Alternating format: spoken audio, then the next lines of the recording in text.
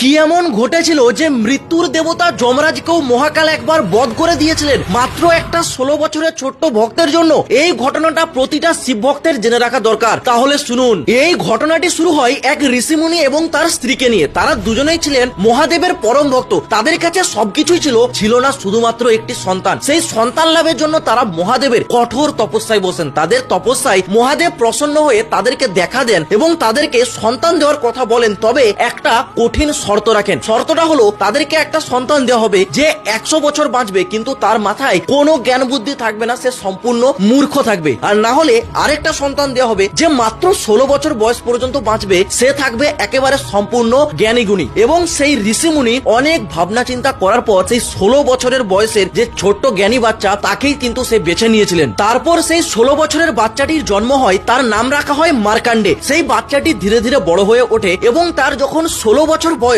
ধীরে ধীরে পূরণ হয়ে আসে, তার মা বাবার কান্নাকাটি করে তারা ভেঙে পড়েছিলেন। এটা দেখে মার্কান্ডে তার পিতামাতাকে এর কারণ জানতে চাইলো। তার পিতামাতা মার্কান্ডাকে সমস্ত সত্য কথাটা খুলে বললেন। এটা জানার পর মার্কান্ডে মন থেকে একটুও দুঃখ পায়নি। সে তার পিতামাতাকে বলল, আমি যদি কোথাও যাই তাহলে আমি মহাকালের কাছেই যাব। এটা বলে মার্কান্ডে বেরিয়ে পড়লো। মার্কান্ডে একটি পবিত্র নদীর পাড়ে গিয়ে মাটি দিয়ে সেখানে শিবলিঙ্গ তৈরি করলো। সেখানেই ধ্যানে বসে গেল। টানা 3 দিন ধ্যানে বসার পর মার্কান্ডেরও 16 বছর বয়স একেবারে পূর্ণ হয়ে গেল। ঠিক তখনই যমরাজ দুজন দূতকে পাঠালেন মার্কান্ডেকে নিয়ে আসার জন্য। যমরাজের দুজন দূত মার্কান্ডের কাছে গিয়ে পৌঁছাতেই মার্কান্ডেকে ছুঁতেও তারা পারলো না মার্কান্ডের ভক্তির জোরে। তারা ব্যর্থ হয়ে আবার যমরাজের কাছে ফিরে গেল। যমরাজ তখন রেগে গিয়ে নিজের চাবুক নিয়ে মার্কান্ডের কাছে স্বয়ং এসে উপস্থিত হলেন। যমরাজ মার্কান্ডেকে বললেন, বালক, তোর সময় শেষ, এইবার তুই আমার সাথে চল। এটুকু বলতেই মার্কান্ডে ভয় পেয়ে শিবলিঙ্গটাকে জড়িয়ে ধরলো। তখনই যমরাজ নিজের চাবুকটা মার্কান্ডের দিকে দিল এবং সেই চাবুক মার্কান্ডের সাথে সাথে